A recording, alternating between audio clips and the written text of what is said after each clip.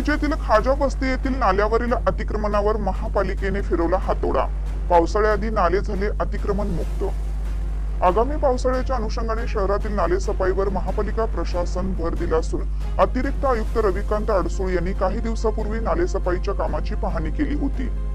अनेक नागरिकांनी नाल्यावर अतिक्रमण करून घरे बांधली होती, त्यामुळे नैसर्गिक नाले निमुळते आणि छोटे काही ठिकाणी बंद झाले होते। तर पावसाळ्यात या ठिकाणी नाल्यातून पूर्ण क्षमतेने पाण्याचा निचरा होत नसल्याने बॅकवॉटरचा परिणाम होऊन हा खाजबस्ती, समतानगर, गंगानगर परिसरात पूर सदृश्य परिस्थिती निर्माण होत होती।